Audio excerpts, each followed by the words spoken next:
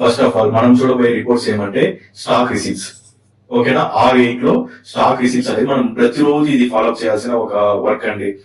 దీంట్లో మనము B S kit కానీ, బాలామృతము, రైస్, ఆయిల్, దాల్, egg, phase 1, phase 2, phase 3, phase 4 ప్రతి ఒక్కటి ఇక్కడి నుంచి మనం ఫాలోఅప్ చేస్తాం. ఈ వర్క్ ని నేను ఎలా ఫాలోఅప్ చేస్తున్నాను అనేది మీకు ఒకసారి చెప్తాను చూడండి. ఈ విధంగా మీరు వాళ్ళని ఫాలోఅప్ చేసినారంటే మీ వర్క్ కూడా చాలా సింపుల్ గా ఉంటుంది. నేను ఒక కన్సల్టేట్ చేసి ఒక ఎక్సెల్ అనేది ఆల్రెడీ నేను రెడీ చేసి పెట్టుకున్నాను. ఆ ఎక్సెల్ లో ఇక్కడి నుంచి డేటా తీసి దాంట్లో కాపీ పేస్ట్ చేస్తాను.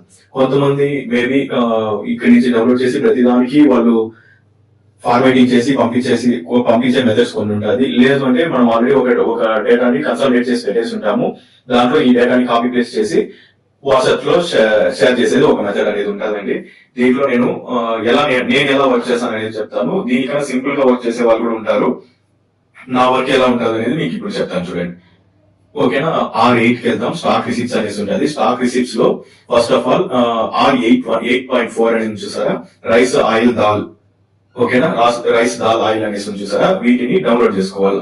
ఇక్కడ BS kit, Balamrutham, milk R8.2 ఉంటుంది, R8.3 ఉంటుంది, R8.4. ఇక్కడ చూసారంటే R8.2, 8.3, 8.4 లో ఏదైతే ఉందో 8.5, 8.6 లో కూడా అదే ఉంటుంది. ఓకేనా, BS kit, Balamrutham, milk, rice, oil, దాల్ కలిపి వస్తుంది 8.5 లో. 8.6 లో ఎగ్. అంటే ఇక్కడ వచ్చి సూపర్వైజర్ కన్ఫర్మేషన్ అనేసి ఉంటుంది.